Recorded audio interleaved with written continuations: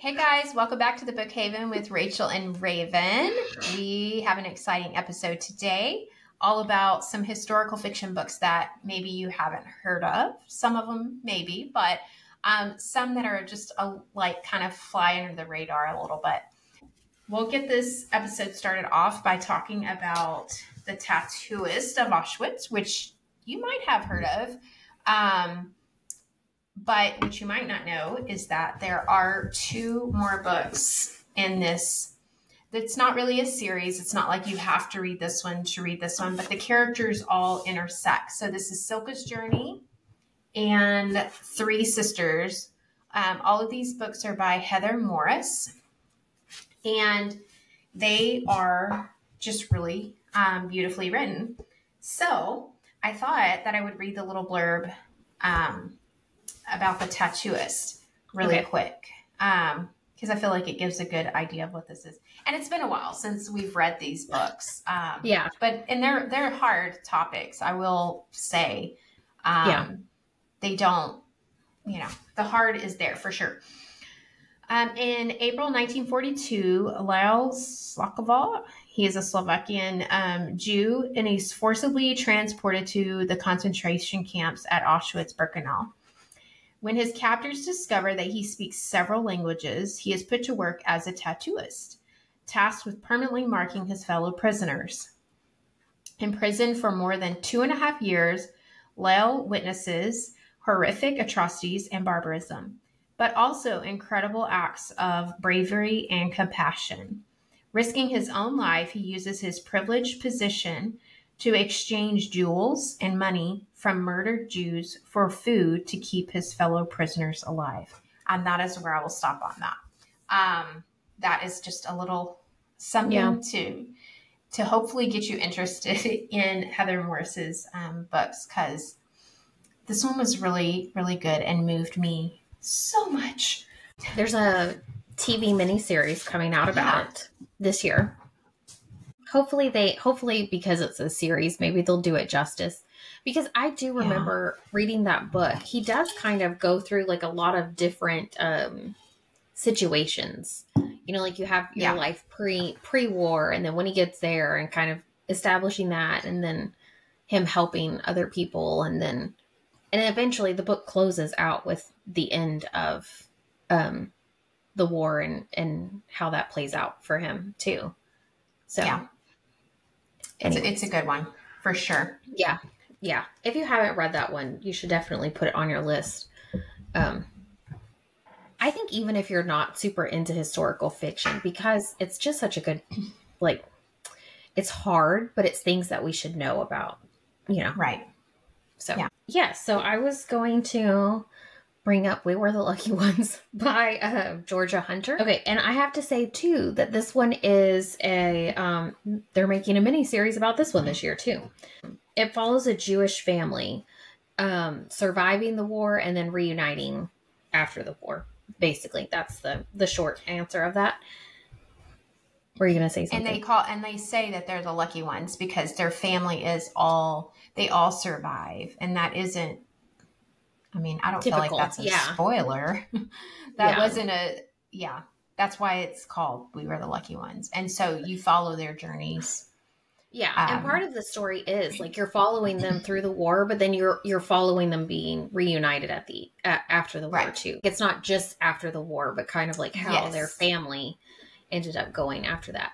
And it's based on a true story. Yeah. So it's a real family and all this stuff. So that one was really good. And I would totally read it. Read it before you watch the series, if you choose to watch the series. Please. I don't know what platform. I don't know anything else about it, just other than it's coming out. The next one I was going to bring up, and actually it's kind of like an author too. The author is Lisa Wingate, and I've read a couple of books from her. The first one that I would recommend is Before We Were Yours. So that one is about the Tennessee Children's Home. And basically what they were doing back then is they were just, kidnapping children, right? And then selling them. Yeah. It's horrible.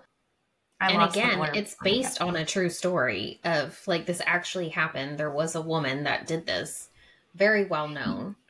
Yes. So this is one of those books, like we did a rabbit hole episode a while back. Mm-hmm. This is one of those that we would both went down this rabbit hole of watching all these crazy things. And if I'm not mistaken, there was an Oprah episode where she was reuniting siblings on her show that had been separated.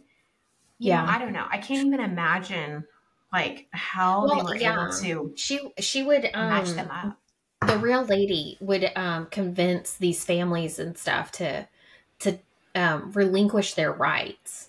Or they would go and have like the cops working for them and going and telling these parents, you've lost your rights, and taking the kids away. Like, it's so shady. And we're not talking about just like a handful of kids this happened to. Like, it was a whole thing, a whole scheme. Yes. Look up the Tennessee Children's Home Society Orphanage. Look that up. So this particular book is just about, Georgia Tann is her name. Tann.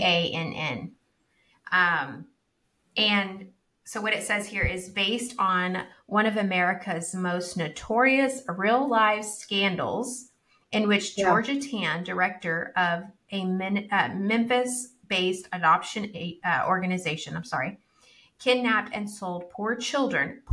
So it's a specific type of children to wealthy families all over the country. Some of these people were movie stars, celebrities, and the people that they were going to, I was surprised how much I remember about this. But the people that they were going to didn't know where these kids came from. Right. Like, they didn't know that she was doing this. They just thought they were adopting children and giving, so it's just very, very sad because these children were victims of just really, really bad things. Yeah. And then, like, in some cases, the families were so poor, and because it takes place during the late 1930s. Yeah. Yeah. And so some of these people would just go and give their children up at the orphanage because their kids were starving. Not knowing, well, like some of them, I believe in this story, they were going to come back and get them. Yeah. Horrific. It's a heartbreaking story, but I feel like she wrote it really well. There is a storyline with some characters in this book, but it's based on like that real that that whole deal. The characters of the story are not real people. It's based on actual events, the situation. Yeah. And so then another book that she has was Book of Lost Friends, which I was trying to kind of go, historical fiction, I feel like, is so much lumped into World War II. Like, that is the dominating category for historical fiction. So I was trying to pick some books that weren't. Book of Lost Friends is about Civil War and them keeping track of people's names. I couldn't remember if I read this one, but I did, and I gave it 5 stars. Okay, so it looks like there's 2 storylines in this one. Yes. So it says Louisiana, 1875, in the tumultuous aftermath of Reconstruction, 3 young women set off as unwilling companions on a perilous quest. Lavinia, the pampered heir to a now destitute plantation, and then Jane, her illegitimate freeborn Creole half-sister, and Hanny, Lavinia's former slave, each carries a private wounds and powerful secrets as they head for Texas, following dangerous roads rife with ruthless vigilantes and soldiers still fighting a war lost a decade before.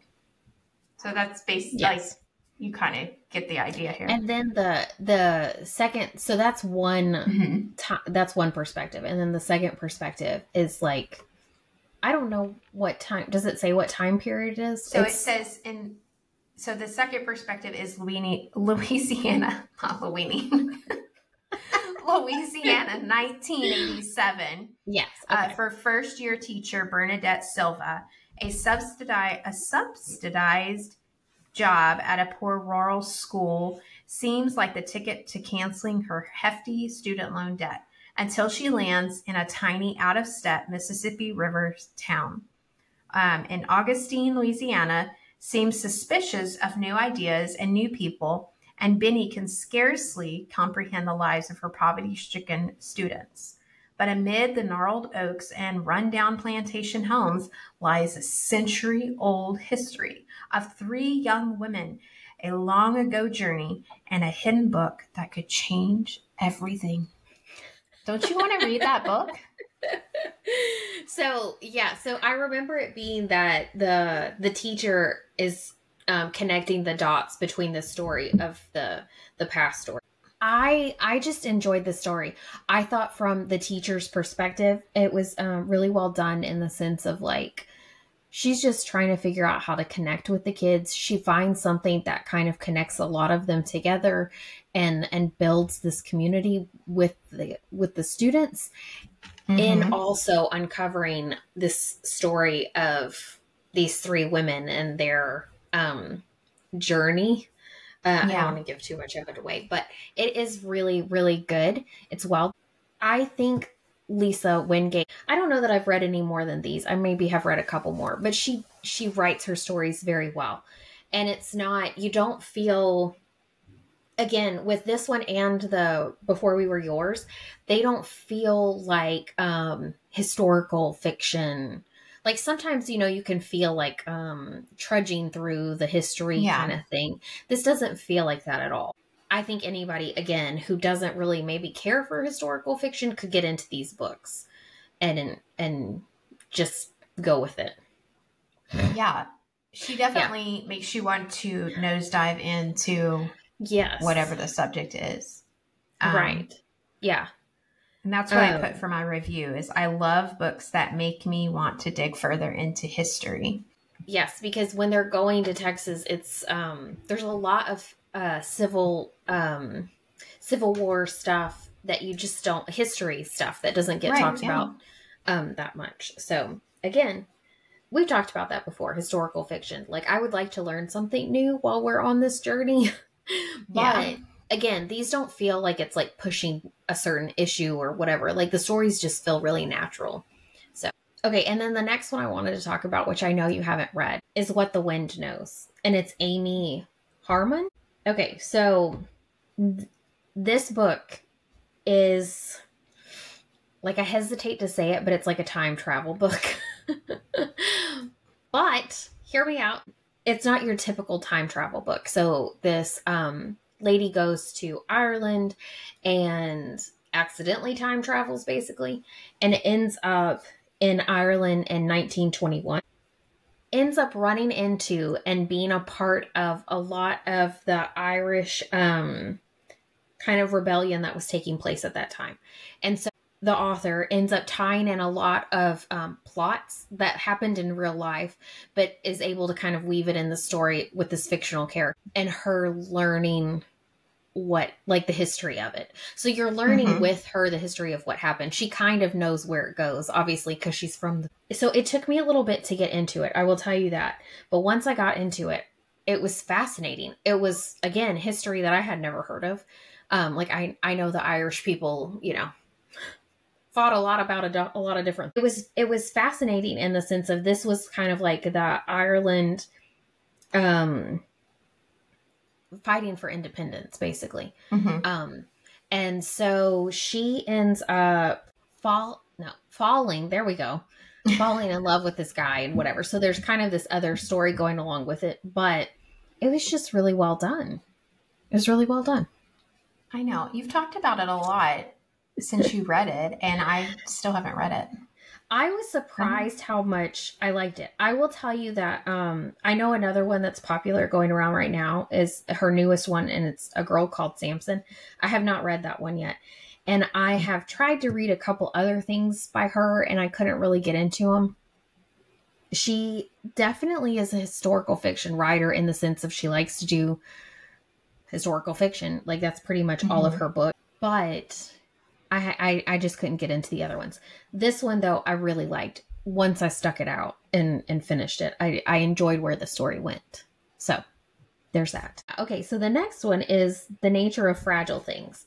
So this one is Suzanne, I think it's Meisner. Is that how you think you say? It has several historical fiction books. I have read 1, 2, 3 of them. And I've liked the ones that I have read. But they're all about different stuff. But the one that I like the most is The Nature of Fragile Things. It is about the 1906 earthquake that happened in San Francisco, which I didn't know anything about. And it left devastation, like when it happened. Like just like so much was just gone overnight. And so you're following this lady, and it's her life before and then kind of her life after. And it was very interesting. She did the historical fiction part well, in the sense of like, it was stuff I had never heard of, and it didn't feel, again, forced history. She tells it in a way that's compelling and draws you into the story. But this one was interesting because this lady kind of takes advantage of the earthquake to kind of reboot her life. So, this was the one that I liked the most. She has another one, As Bright as Heaven. That one is the Spanish flu, and which is, around right after, during World War I stuff time period.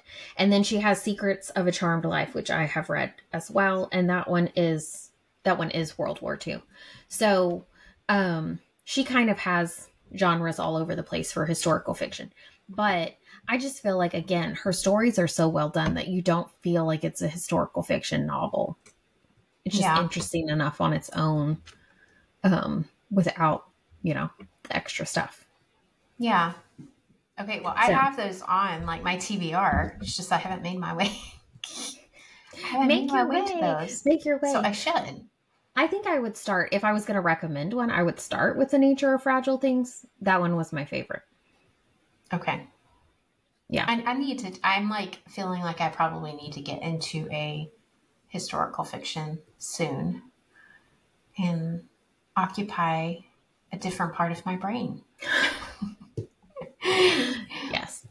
They're a nice little, it sounds funny to say that, but I think I like historical fiction for kind of, not escapism, but the reason why we read books, is to escape a little bit, but also, yes, but the historical fiction aspect for me is I feel like I just learned so much, and I enjoy that. I enjoy learning about new things or different experiences or time periods that I didn't know existed, Yeah. Like the ones with the girls, or not the girls, but the kids with the orphanage. Oh my word, I can't even remember the deep dive that I went on that and the documentaries I watched. I mean, I feel like we processed that one for a long time. That one was so crazy.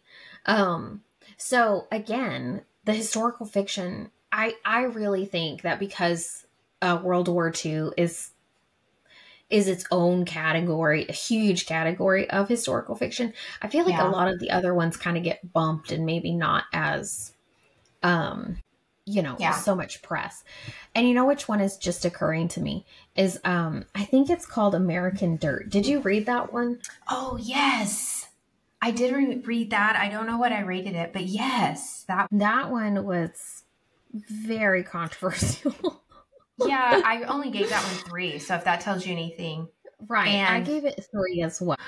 I actually wrote a review for this with a 3-star. I don't know. Anyways. I said I had a hard time putting this one down because I was curious what was going to happen. However, it felt very agenda driven. Yes. For a novel. And the closer I got to the end, the more annoyed I got. Yes. Is yours similar? Like, what did you rate it?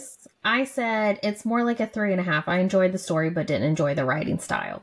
So what made me think of this, though, because this is totally squirrel, is like historical fiction that's not World War II stuff. And right. I don't even know if this would be classified as historical fiction, because it doesn't take place that long ago. Because it is a different piece of history. And it was interesting learning about the journey. Isn't this the one that came? Yeah. So yeah. American Dirt is about a lady who's fleeing from, it says Acapulco. I can't say that. Yeah. Acapulco. Yes. Because of the cartels. Right. And so she's trying to escape. So it's her journey of coming to America and just the perils of that. And it's hard because I confuse it a lot with Esperanza Rising, I think. Oh, yeah. Which is a kid's version, basically, of a similar story of people fleeing to America.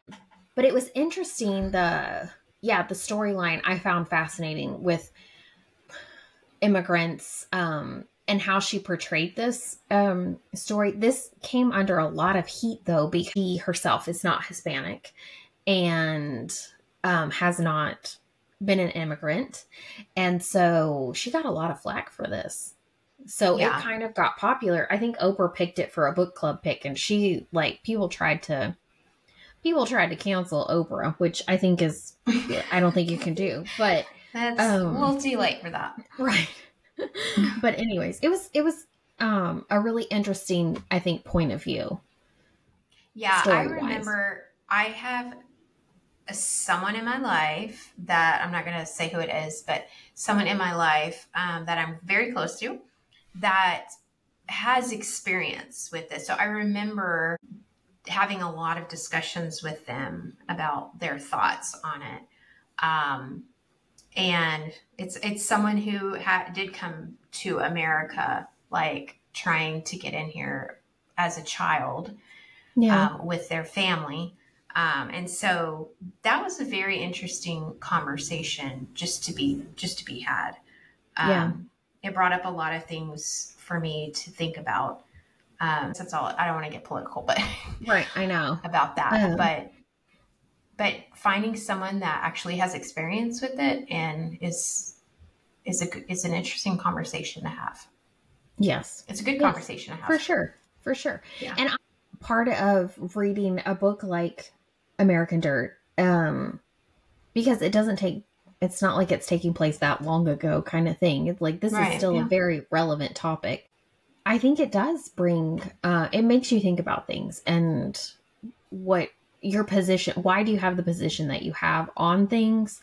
Maybe you should research them more, that kind of stuff. So in this case, I would say, we're talking about immigration, but for a lot of these books, there's the one about the Civil War. There's things that you can discover and learn about that will edify you just as a person, to know and kind of have thought through some things that maybe I just don't think about, on a day-to-day basis. You know what I'm saying? So anyways, if you need more historical fiction, we talk about it all the time because that's definitely a genre that we share a love for. And we were trying to pick books and authors that are stuff that we haven't talked about on here before, because obviously we talked about Kelly Reamer and Ruta Sepetys. Yes, Ruta Sepetys. People that I'm going to read anything that they come out with, and they know how to do historical fiction so well. But there's also a lot in that realm, like you said, that kind of get lost, especially when it's not a World War II lady walking away on the cover. Yeah. Kind of. So definitely check some of these books out and let us know what you think. Or if you have a historical fiction recommendation that we didn't list or we haven't ever talked about before, please let us know, because we'd love to discover new authors and books.